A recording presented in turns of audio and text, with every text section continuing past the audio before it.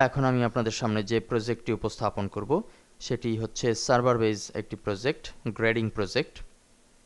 আমরা এখন স্ক্রিনে দেখতে পাচ্ছি যে 10:56 AM অবস্থায় ঘড়িটি প্রদর্শিত হচ্ছে এবং পাশে লেখা হচ্ছে গুড মর্নিং। এখানে একটি গ্রেডিং কিংবা ওয়েলকাম মেসেজ দেওয়া হয়েছে। আমরা এখন আছি nextboriশাল.com এর সাইটে। মূলত এই সার্ভারকে ভায়া করেই এই মুহূর্তে এই প্রজেক্টটি প্রদর্শিত হচ্ছে।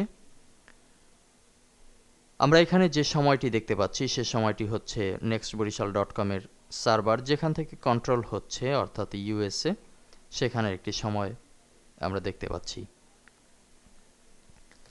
এই ধরনের একটি প্রজেক্ট আপনিও করে নিতে পারেন ইন্টারন্যাশনালি গ্রেডিং প্রদর্শনের জন্য।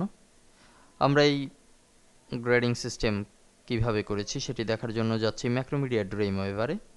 কপি পেস্টের মাধ্যমে আমরা দেখেছি যে কোডগুলোকে কিভাবে আনা হয়, নোটপ্যাডে করা অবস্থায় থাকে।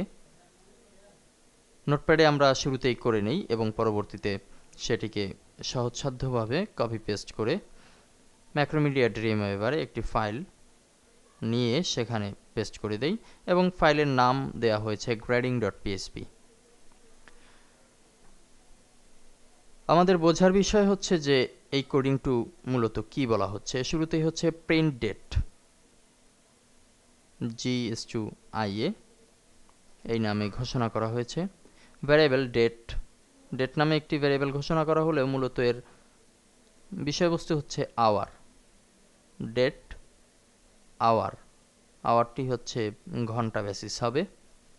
কন্ডিশন ঘোষণা করা হয়েছে যে ইফ ডেট, যদি এই সময়টা, এখানে যে সময়টা পাওয়া যাবে, সার্ভারের যে সময়টা আসবে সেই সময়টা যদি 6 এর নিচে হয় তাহলে ইকো আপলেট আর্ন টুই, এই ধরনের একটি মেসেজ প্রদর্শিত হবে। এলস ইফ, যদি না ভ্যারিয়েবল ডেটের সময়টা যদি 7 এর নিচে হয়, অর্থাৎ 6 এর উপরে 7 থেকে নিচে, তাহলে are you the early bird, এই ধরনের একটি মেসেজ প্রদর্শিত হবে। এলস ইফ আরেকটি কন্ডিশন, যদি সময়টা 12টা, অর্থাৎ 7 এর উপরে এবং 12টার নিচে যদি থাকে তাহলে গুড মর্নিং। এলস ইফ আবারও প্রদর্শিত হচ্ছে ভ্যারিয়েবল ডেট, যদি সময়টি 12-র উপরে কিন্তু 18 থেকে নিচে এমন হয় তাহলে good afternoon. Else if variable date, অর্থাৎ এখানে আওয়ার হিসেবে যে সময় বোঝানো হচ্ছে এটি যদি 22-এর নিচে হয় এবং 18 এর উপরে হয় তাহলে আসবে গুড ইভিনিং। সর্বশেষে এলস ইফ ভ্যারিয়েবল ডেট, সময়টা যদি 22-এর উপরে 24-এর নিচে হয় তাহলে shouldn't you be going to bed soon. এখানে যে কয়টি মেসেজ দেয়া হয়েছে, দেখানো হয়েছে, আপনারা চাইলে আপনাদের মতো করে মেসেজকে পরিবর্তন করে দিতে পারেন, পাশাপাশি আরও অধিক মেসেজ ইনক্লুড করে নিতে পারেন। সর্বশেষে পিএইচপির কোডিং শেষ করা হয়েছে। এই অবস্থায় আমরা যদি ফাইলটিকে সেভ দেই, যেহেতু ফাইলের নাম grading.php, ফাইলটিকে সেভ দেওয়া হয়েছে এবং এই ফাইলটিকে আমরা যদি আমাদের সার্ভারে আপলোড দেই, যেভাবে রীতিমতো আপলোড করে থাকি, আমাদের nextboriশাল.com এর সার্ভারে আমরা আপলোড দিয়েছিলাম, তাহলেই কিন্তু আমরা এই ধরনের একটি আউটলুক পেয়ে যাব এবং আমাদের সার্ভারের টাইম অনুযায়ী এখানে গ্রেডিং প্রদর্শিত হবে। আমরা যদি একটু আমাদের ফাইলে একটু যদি 12-র জায়গায় 11 করে দেই, যেহেতু 1107 আছে, আমরা যদি একটু 11 করে দেই, এখানে 12-র জায়গাতে যদি একটু 11 করে দেওয়া হয় তাহলে গুড মর্নিং এর পরিবর্তে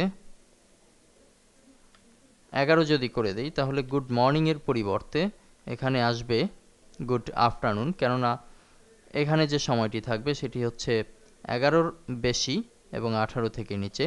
আমরা এই প্রুফটুকু একটু দেখে নেই। আমরা আমাদের সার্ভারে যাচ্ছি এবং এখানে একটু রিফ্রেশ দিচ্ছি, যেহেতু এর আগে আমরা দিয়েছিলাম।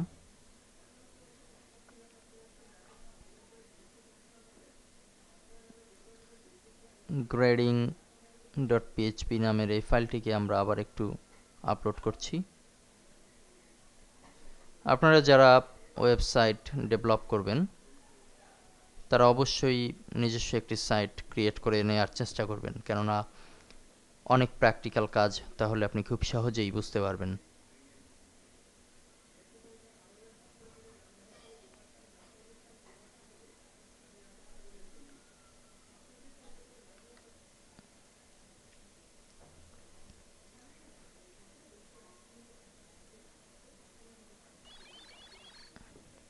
আমাদের ফাইলটি আপলোড হয়েছে।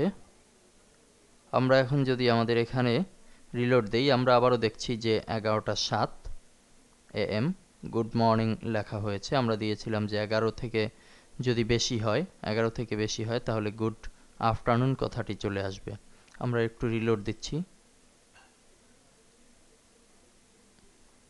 সার্ভারটি রিলোড হওয়ার সাথে সাথে আমরা দেখতে পাচ্ছি যে 11:10 বাজলো সার্ভার টাইম, এবং গুড আফটারনুন এই কথাটি কিন্তু এখানে ইনক্লুড হয়েছে। তো আমরা এভাবে করে বিভিন্ন সময়ের উপরে ভিত্তি করে আমাদের নিজস্ব গ্রেডিংকে সাজাতে পারি। আপনারা আপনাদের মতো করে চেষ্টা করবেন এবং সফল হবেন ইনশাল্লাহ। ধন্যবাদ।